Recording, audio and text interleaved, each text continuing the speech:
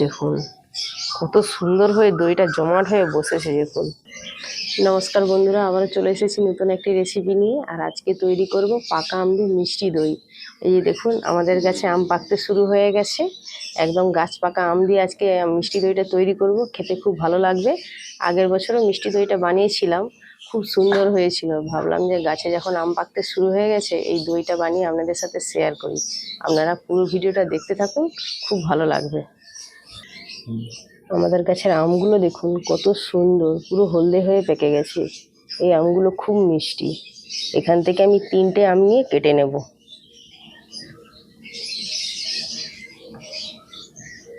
আজকে এই 3টে আম দিয়ে আজকে আম দইটা তৈরি করব। প্রথমে এই 3টে আমের আগে খোসাটা ছাড়িয়ে নিই, তারপরে মাড়িটাকে বের করে নেব।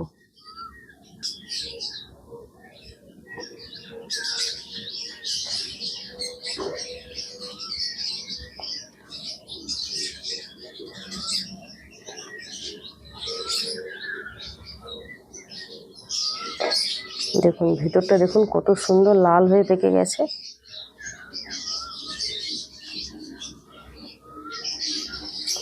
আর এই গাছ পাকা আম দিয়ে দইয়ের স্বাদটাও কিন্তু খুব সুন্দর হবে।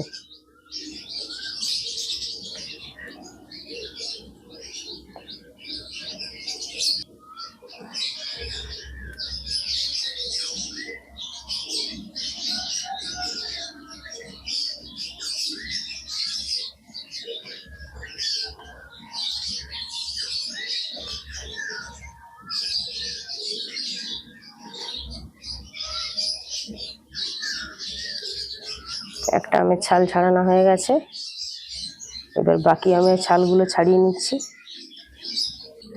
এই আমের ভেতরটাও দেখুন পুরো লাল হয়ে পেকে গেছে।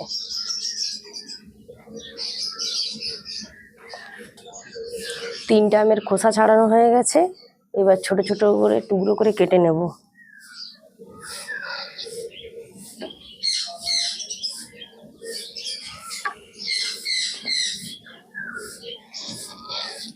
আমগুলো খুব সুন্দর হয়ে পেকে গেছে।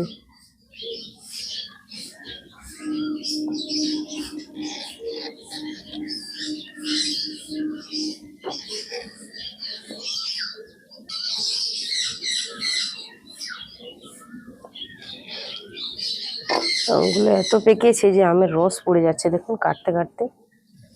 এবারে এই আমের টুকরোগুলোকে মিক্সির জারের মধ্যে নিয়ে নিচ্ছি, পেস্ট করে নেব।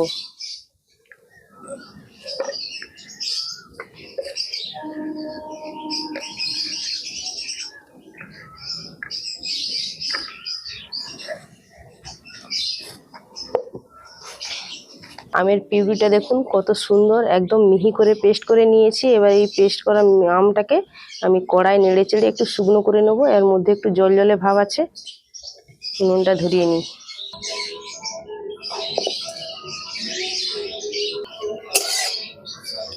এবার এই আমের পিউরিটাকে আমি কড়ার মধ্যে ঢেলে দিচ্ছি।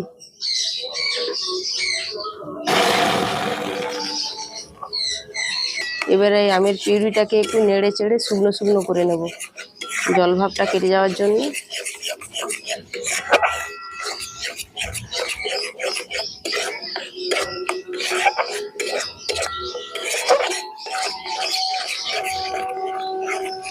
আমের পিউরিটা দেখুন এইভাবে নেড়ে চেড়ে আমি একদম শুকনো শুকনো করে নিয়েছি। এবার ঢেলে নেব।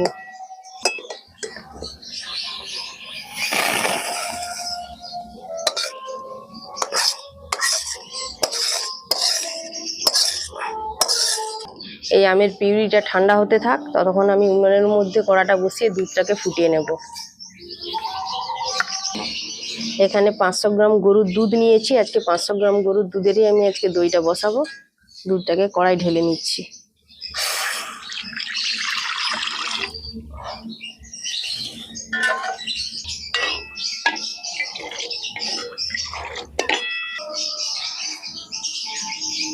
দুধটা হালকা গরম হয়ে গেছে, এবার এর মধ্যে আমি 2 প্যাকেট গুঁড়ো দুধ মিশিয়ে নেব।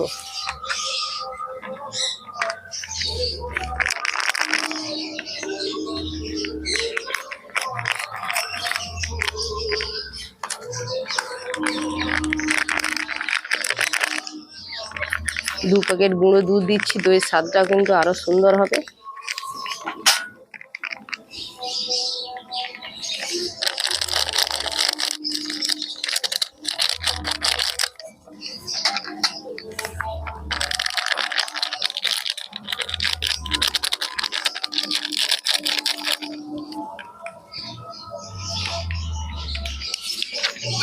এবার গুঁড়ো দুধটাকে ভালো করে মিশিয়ে নেব।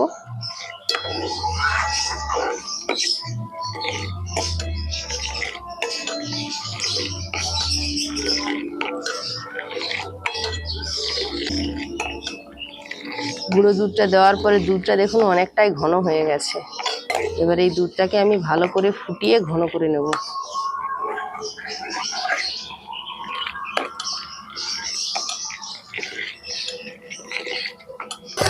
দুধটা ফুটতে শুরু হয়ে গেছে। দুধটা ফুটে যত ঘন হবে দইটা ততটাই ভালো হবে। দুধটা দেখুন ফুটতে ফুটতে অনেকটাই ঘন হয়ে এসছে, ধারগুলো দেখেই কিন্তু বোঝা যাচ্ছে। এই অবস্থায় আমি এবার চিনিটা দিয়ে দেবো। এখানে আমি বড় চামচের 3 চামচ চিনি নিয়েছি, দিয়ে দিচ্ছি। এই চিনিটা দেওয়ার পরে দুধটা একটু পাতলা হয়ে যাবে, আরও ফুটিয়ে ঘন করে নেব।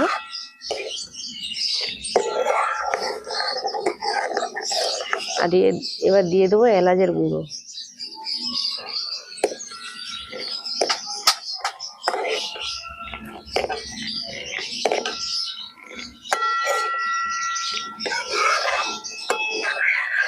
ধারে ধারে দেখুন লেগে যাচ্ছে, এইভাবে চেঁচে নেব। ধারে ধারে পুরো লেগে গিয়ে ক্ষীরের মতো হয়ে যাচ্ছে দেখুন। এইভাবে চামচ দিয়ে চেঁচে নিচ্ছি। এবার এইটাকে আরো ফুটিয়ে ঘন করে নেব। এটা একটু পাতলা হয়ে গেছে চিনি দেওয়ার পরে।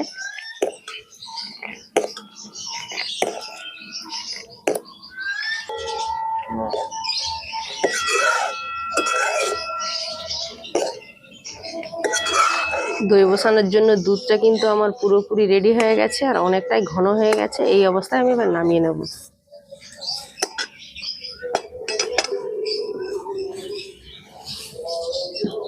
দেখুন দুধটা যখন আমি কড়ার মধ্যে দিয়েছিলাম ঠিক এতটা সমানে ছিল, আর দুধটা ঘন হয়ে দেখুন কতটা কমে গেছে। এরকম ঘন করে দইটাকে কিন্তু বসাতে হবে। দুধটা দেখুন পুরো ক্ষীরের মতো লাগছে যেন। এবার এই দুধটাকে আমি হালকা করে ঠান্ডা করে নেব। খুব বেশি ঠান্ডা করা যাবে না, হালকা গরম থাকবে আর একটা আঙুল ডুবিয়ে রাখতে পারবো, ঠিক সেরকম করেই আমি এই দুধটাকে ঠান্ডা করে নেব। এইভাবে চাটু দিয়ে নাড়তে নাড়তেই কিন্তু দুধটা ঠান্ডা হয়ে যাবে।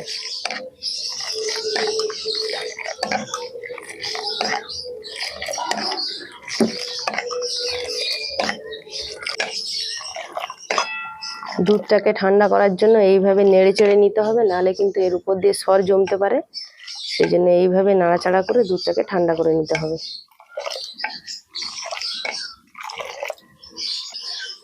দুধটা দেখুন নাড়তে নাড়তে কিন্তু দেখুন ফেনার মতো হয়ে যাচ্ছে।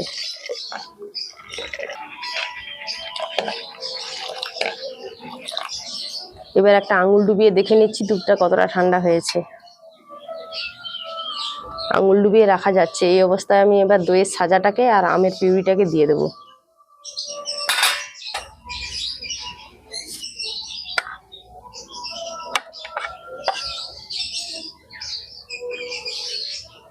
এবার আমের পিউরিটাকে দিয়ে দিচ্ছি।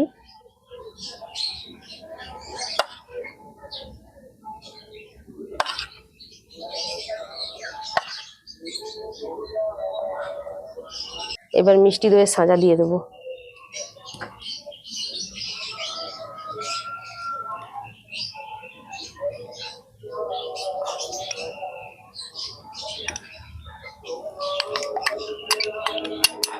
এবার এই দুধের সঙ্গে ভালো করে সবকিছু একসঙ্গে মিশিয়ে নেব।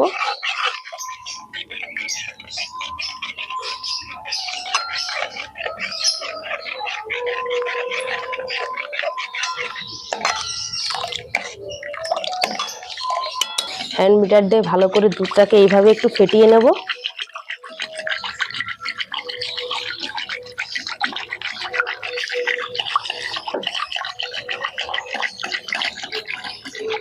আর আম আর দইয়ের সাজাটা কিন্তু ভালো করে দুধের সঙ্গে এইভাবে ফেটালে মিশে যাবে।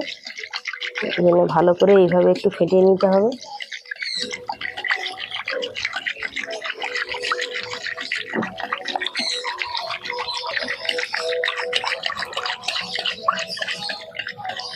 দুধটা কিন্তু ভালো করে আমার ফেটানো হয়ে গেছে। এবার আমি ভাঁড়ের মধ্যে ভরে নেব। আজকে আমি দইটা এরকম চা খাবার ছোট ছোট খুরির মধ্যেই বসাবো। খুরিগুলোর সাইজটা একটু ছোট হয়ে গেছে, এই খুরির সাইজটা বেশ ঠিক আছে। এইরকম খুরি খুঁজেছিলাম কিন্তু দোকানের মধ্যে পেলাম না, এই সাইজটাই পেয়েছি বেশি করে।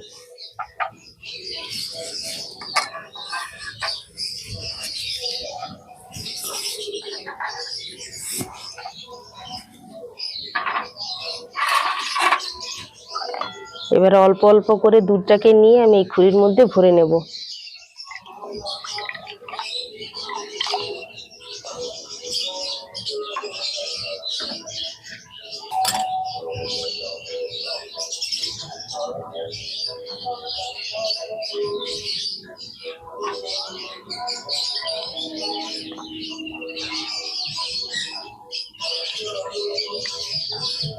এবার এই দুটো কাঁচের বাটির মধ্যেও কিন্তু আমি দুধটাকে ভরে নিচ্ছি।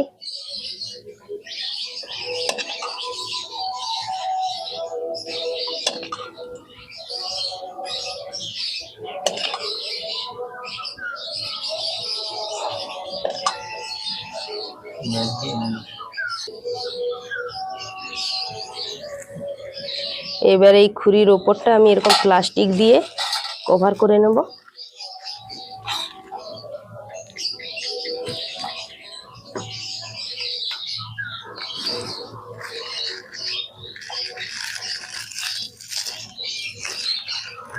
এইভাবে প্লাস্টিক দেওয়ার পরে এইভাবে গার্ডার দিয়ে আটকে দিলাম।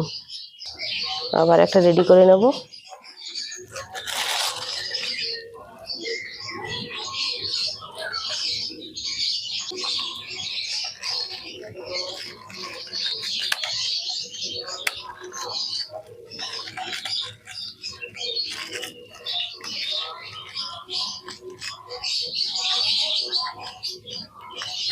আবার একটা রেডি হয়ে গেছে।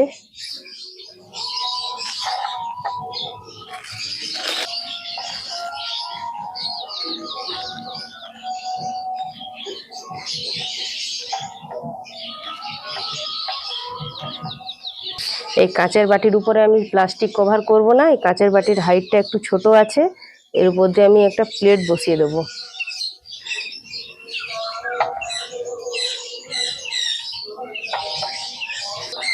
চলুন তাহলে এবার এই দইয়ের ভাঁড়গুলোকে আমি 12 ঘন্টার জন্য গরম জায়গায় বসিয়ে রেখে দেবো। এগুলোকে 6 ঘন্টা মতো বসিয়ে রাখলে হবে, কিন্তু এই দুদিন বৃষ্টি হওয়ার জন্য আমাদের এখানে ওয়েদারটা একটু ঠান্ডা ঠান্ডা হয়ে গেছে, সেই জন্য 12 ঘন্টা বসাতে হবে, নাহলে 6 ঘন্টার মধ্যেই কিন্তু দইটা খুব সুন্দরভাবে বসে যাবে। চলুন তাহলে দইটা বসিয়ে দিই। দইগুলোকে আমি 12 ঘন্টা বসাতে দিয়েছিলাম। 12 ঘন্টা পর গরম জায়গা থেকে বের করে 15 মিনিট মতো ফ্রিজে রেখে দিয়েছিলাম দইগুলো ঠান্ডা ঠান্ডা খাওয়ার জন্য। এবার খুলে দেখবো কেমন হয়ে বসেছে। এখানে দেখুন কাঁচের বাটিগুলো তো দেখেই বোঝা যাচ্ছে কত সুন্দর হয়ে বসেছে। দেখুন কত সুন্দর হয়ে জমাট হয়ে বসেছে। দেখুন দইগুলো কাঁচের বাটির মধ্যেও কিন্তু খুব সুন্দর দই বসেছে। এবার এই মাটির খুরির মধ্যে দইটা কেমন হয়ে বসেছে প্লাস্টিকগুলো খুলে দেখলেই বোঝা যাবে।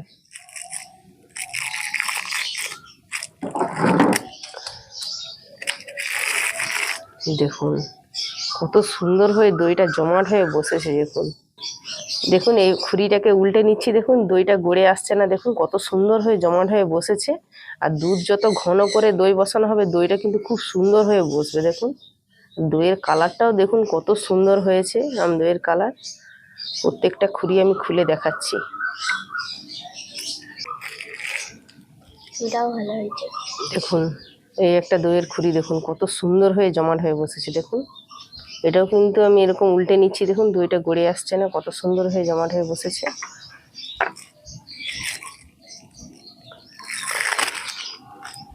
এটাও দেখুন কত সুন্দর হয়ে বসেছে।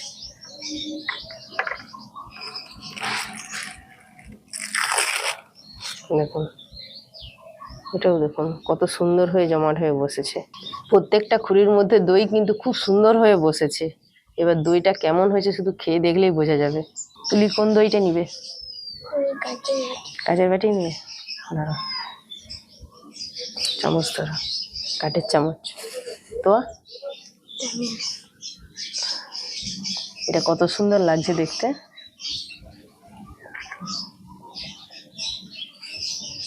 আমি এটা খাই। দইটা দেখুন কত সুন্দর জমাট হয়ে বসেছে, খুব সুন্দর বসেছে দইটা।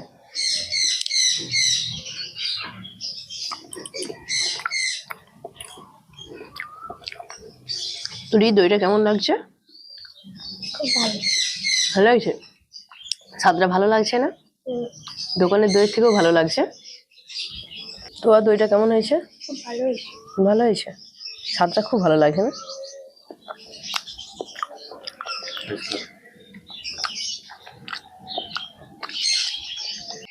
আপনারাও এইভাবে পাকা আমের দিনে পাকা আম দিয়ে এইভাবে দইটা বসাবেন, খুব সুন্দর হবে দইটা আর জমাট হয়ে বসবে। এইভাবে দইটা বসালে, আমি যেভাবে আজকে দইটা বসালাম, আর দইয়ের স্বাদটাও কিন্তু খেতে খুব সুন্দর লাগবে। তো বন্ধুরা, ভিডিওটা আজকে আমি এখানেই শেষ করছি। দেখা হবে পরের ভিডিওতে। ভিডিওটা ভালো লাগলে একটা লাইক করবেন, শেয়ার করবেন, কমেন্টস করবেন, আর আমার চ্যানেলকে সাবস্ক্রাইব করে আমার পাশে থাকবেন। আর যারা ফেসবুক পেজ থেকে দেখছেন অবশ্যই ফলো করবেন। সবাই ভালো থাকবেন, সুস্থ থাকবেন।